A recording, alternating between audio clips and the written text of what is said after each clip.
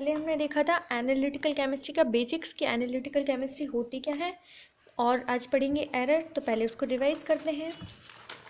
Analytical chemistry की definition देखी थी कि हम किसी भी अननोन मैटर को अगर आइडेंटिफाई करते हैं, उसका एनालिसिस करते हैं, सेपरेशन, आइडेंटिफिकेशन, क्वालिफिकेशन, ये सब करते हैं, तो ये एनालिटिकल केमिस्ट्री के अंतर्गत आता है। फिर उसके बाद उसका इंटरडिसिप्लिनरी नेचर देखा था कि हर फील्ड में उसका कितना ज़्यादा योगदान होता है, हर जगह हम इसका यूज़ करते हैं। और फिर जो हम विश्लेषण करते हैं वो दो प्रकार से होता है, एक होता है गुणात्मक, एक होता है मात्रात्मक।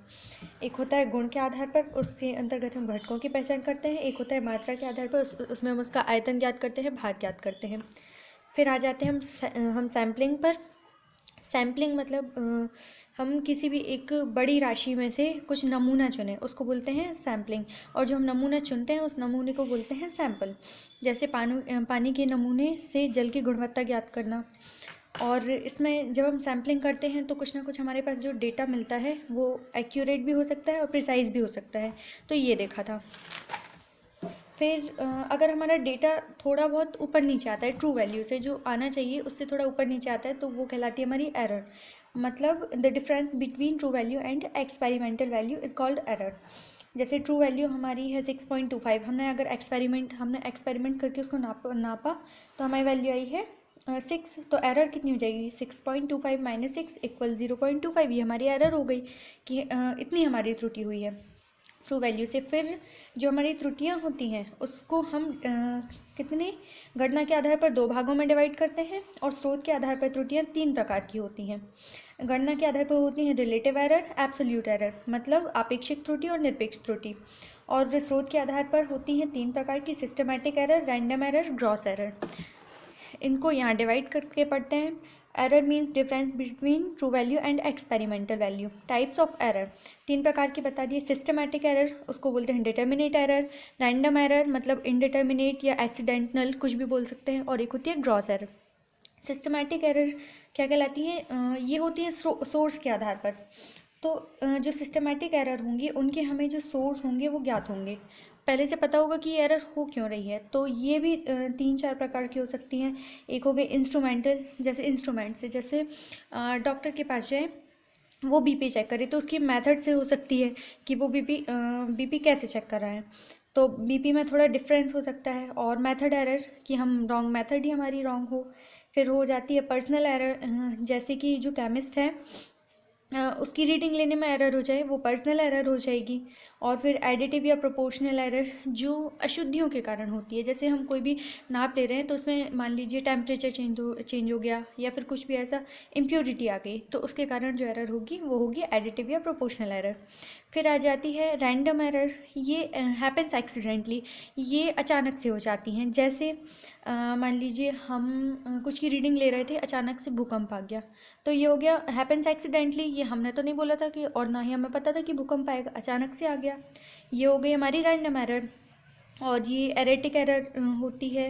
और जैसे अर्थक्वेक आ गया, या फिर हम कुछ की रीडिंग ले रहे थे वोल्टेज नापने के लिए और कुछ ड्रॉप गिर गई, इस प्रकार से जो एरर होंगी जो हैपेंस एक्सीडेंटली, मतलब कि जो अचानक से हो जाएंगी, हमें तो नहीं पता था और ना ही हमें उनका सोर्स पता है, तो वो कहलाएंगी हमारी रैंडम एरर। फिर आ जाती है ग्रॉस एरर। ग्रॉस एरर में होता है जब किसी वस्तु के मापन में व्यक्ति असावधानी के कारण जो त्रुटि उत्पन्न होती है उसे स्थूल त्रुटि कहते हैं। इसको हिंदी में स्थूल त्रुटि कहते हैं, जो असावधानी के कारण हो जाती है। मतलब इसमें ये सिस्टमैटिक वाली भी आ जाएंगी और रैंडम वाली भी आ जाएंगी, दोनों मिलाकर।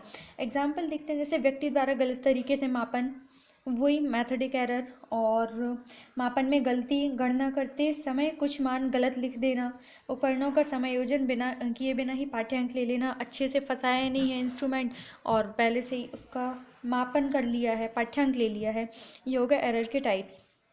फिर ये होगा एरर के टाइप्स। अब आगे मेथड टू एक्सप्रेस एक्यूरेसी, जैसे हमारा मान जो भी आए, अब वो गलत आए या सही आए, मान लीजिए एक्यूरेट अगर हमारा मान आया भी, उससे थोड़ा बहुत आगे पीछे हुआ, तो उसको हम किस प्रकार से बता सकते हैं?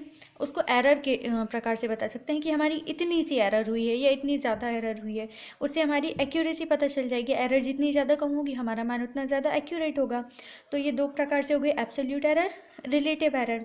एब्सोल्यूट एरर का फॉर्मूला होता है E = observe value minus true value. मतलब जो हमने ऑब्जर्व की है वैल्यू और जो ट्रू वैल्यू है उनमें जो डिफरेंस होगा वो हमारी होगी एब्सोल्यूट एरर। और रिलेटिव एरर होगी जो हमारी एब्सोल्यूट एरर आई है उसको हम ट्रू वैल्यू से डिवाइड करेंगे तो वो आएगी रिलेटिव एरर। और एक होगी परसेंटेज एरर, तो उसको रिलेटिव एरर में 100 का मल्टीप्लाई करके परसेंटेज एरर आ जाएगी। जैसे ये क्वेश्चन दिया गया है, in an experiment observe value is 20.4 ml, calculate the observed error and calculate the absolute error and relative error if the most acceptable value for experiment is 18.2 ml। ये दिया है। तो हम इसकी अगर एब्सोल्यूट एरर फाइंड करना चाहें तो observe value minus true value. इसमें ट्रू वैल्यू दी थी रिलेटिव, इसमें ट्रू वैल्यू है 20.4 ml ये दी है, और इसमें ऑब्जर्व वैल्यू दी है 20.4 ml ये। If in an experiment observe value is 20.4 ml, हाँ ये ऑब्जर्व वैल्यू हो गई ये। और ट्रू वैल्यू दी है मोस्ट एक्सेप्टेबल वैल्यू, मतलब कि ट्रू वैल्यू ये दी है 18.2 ml।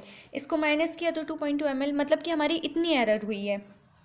फिर रिलेटिव एरर आ जाएगी 2.2 ml, मतलब कि जो हमारी एब्सोल्यूट एरर थी उसमें हम ट्रू वैल्यू का डिवाइड करेंगे और 100 से मल्टीप्लाई कर देंगे तो ये परसेंटेज एरर आ जाएगी। ये होगी हमारी रिलेटिव एरर। ओके, फिर है relative accuracy. Relative accuracy is the measured value expressed as a percentage of true value.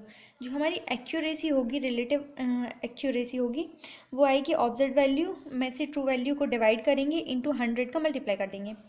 जैसे दिया है इसमें अगर हम ये फाइंड करें तो ऑब्जर्व वैल्यू थी हमारी 20.4 ml divided by true value थी हमारी 18.2 यहाँ दी है, इंटू 100 इक्वल टू 1, ये आ गया। फिर methods for determination of precision, अगर हमारी वैल्यू कोई प्रिसाइज आई है तो उसको हम कैसे एक्सप्रेस करेंगे, उसके लिए 4 प्रकार की मेथड होती हैं। एक होती है mean deviation, standard deviation, condition limit, interval, probable deviation. और इसमें 2 वर्ड आते हैं डिस्पर्शन, वेरिएशन, मतलब जो हमारे डेटा हैं वो कितने विस्तृत हैं, ये होगा डिस्पर्शन। ये देखेंगे mean deviation, standard deviation, condition limit, probable deviation. इनको एक एग्जांपल से समझते हैं।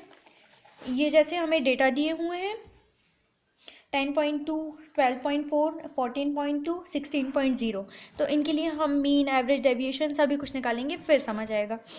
ये हमको डेटा दिए थे, फिर हम इनको जब इनको टोटल करेंगे तो ये कहलाता है समीशन एक्स, इनको हम नाम देते हैं एक्स।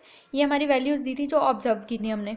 फिर ये दिया है हमें समीशन एक्स, हमने इसका निकाला, तो जो समीशन एक्स कहलाता है वो कहलाता है मीन। मतलब मीन को निकालने के लिए मीन को हम लिखते हैं x bar equal to summation x upon n. N यहाँ पर हम काउंट कर लेंगे कितने हैं, 1 2 3 4, ये हो गए हमारे, मतलब हमारे डेटा की जो संख्या है वो कहलाएगी हमारी एन। तो समीशन एक्स अपॉन एन ये आ गया हमारे मीन, ये कहलाता है हमारा मीन। फिर उसके बाद आता है एवरेज डेविएशन। तो ये जो हमारा एक्स निकला है, मतलब जो एक्स हमको दिया गया था डेटा, उसमें से हम एक्स बार को माइनस करेंगे। एक्स बार हमने इसको एन से डिवाइड करके निकाला है जो कि हमारा मीन कहलाता है। इसको जब हम माइनस करेंगे तो यहाँ पर वैल्यू लिखेंगे, इसमें से हम ये जो हमारा एक्स बार आया है 13.2, इनको माइनस करेंगे तो ये वैल्यूज़ आएंगी, कुछ प्लस में आ जाएंगी, कुछ माइनस में आ जाएंगी। फिर उसके बाद हम इनको भी टोटल करके लिखेंगे, तो समीशन मतलब कि टोटल, तो summation x minus x bar equal to 7.6 आ गया। इसको अगर करेंगे सॉल्व तो ये जो आता है समीशन एक्स माइनस एक्स बार, अगर हम इसको एन से डिवाइड करेंगे, मतलब जितने भी हमारे नंबर्स हैं डेटा के, उसको अगर हम इससे डिवाइड करेंगे तो हमारा जो आएगा मान वो कहलाएगा हमारा एवरेज डेविएशन। फिर आता है रिलेटिव एवरेज डेविएशन। इसको फाइंड करने के लिए हम जो हमारा एवरेज डेविएशन होगा उसमें हम एक्स बार का डिवाइड करेंगे इंटू 100% कर देंगे, तो जो वैल्यू आएगी वो होगी हमारी रिलेटिव एवरेज डेविएशन। फिर आता है average deviation of the mean, ये नॉर्मल है, इसको नहीं करना है। और फिर है रिलेटिव स्टैंडर्ड डेविएशन। तो रिलेटिव अगर हमें निकालना है तो स्टैंडर्ड डेविएशन के निकालना है तो standard deviation upon x bar into 100%, और अगर एवरेज डेविएशन का निकालना है तो average deviation upon x bar into 100%। ये निकल आएगा, ये निकल आएगा, ये भी निकल आएगा, ये भी सेम। फिर average deviation of the mean, तो इसमें हमें एवरेज डेविएशन हमको मीन का एवरेज डेविएशन चाहिए है, तो एवरेज डेविएशन में से रूट एन का डिवाइड करेंगे। और अगर हमें standard deviation of the mean चाहिए है तो स्टैंडर्ड डेविएशन में रूट एन का डिवाइड करेंगे, तो जो आंसर आएगा वो कहलाएगा standard deviation of the mean. और अगर हमें स्टैंडर्ड डेविएशन चाहिए है तो इसके लिए फॉर्मूला होता है under root summation x minus x bar का होल स्क्वायर। ये हम यहाँ निकालेंगे, जब हम एक्स माइनस एक्स बार निकालेंगे फिर उसके बाद हम एक्स माइनस एक्स बार का होल स्क्वायर कर देंगे, यहाँ पर स्क्वायर कर देंगे तो सारी वैल्यू पॉजिटिव, और फिर इसके बाद इसको भी टोटल कर देंगे तो इसका समीशन आ जाएगा। यहाँ पर ये लिखेंगे, इसकी वैल्यू लिखेंगे अपॉन n माइनस वन होता है तो इसकी वैल्यू रखेंगे 4 माइनस वन इक्वल 3 आ जाएगा। जो आंसर होगा वो हमारा होगा स्टैंडर्ड डेविएशन। मतलब मीन में हमको इसको समीशन करके एन का डिवाइड करना है, और एवरेज डेविएशन में हमको इसको समीशन करके एन का डिवाइड करना है। स्टैंडर्ड डेविएशन में हमें इस फॉर्मूले में वैल्यू पुटिंग करनी है, मतलब हमें एक और प्रोसेस करनी पड़ेगी, इसका स्क्वायर करना पड़ेगा, फिर उसको इस फॉर्मूले में पुट कर देंगे। और इसके लिए सबसे ईजी ट्रिक है, पहले हमें ऑब्जर्व वैल्यू दी होंगी, फिर उसके बाद हम निकालेंगे मीन, जो ऑब्जर्व वैल्यू होंगी उसको टोटल करेंगे और फिर एन से डिवाइड कर देंगे, फिर आएगा मीन एक्स बार, मतलब समीशन एक्स अपॉन एन, ये निकाला हमने। उसके बाद एक्स माइनस एक्स बार निकाला, क्योंकि एक्स बार निकल गया तो एक्स में से इसको माइनस कर दिया, फिर उसका समीशन किया, फिर एवरेज डेविएशन निकाला, summation x minus x bar upon n, या फिर एवरेज डेविएशन को मीन डेविएशन भी बोलते हैं। उसके बाद हमने निकाला एक्स माइनस एक्स बार का होल स्क्वायर, जो दी गई थी हमको वैल्यूज़ उसका स्क्वायर कर दिया, उससे हमारा निकलेगा स्टैंडर्ड डेविएशन। स्टैंडर्ड डेविएशन के लिए ये फॉर्मूला होता है। और फिर इसके बाद आ जाते हैं सिग्निफिकेंट नंबर्स, इनको हम आगे देखते हैं।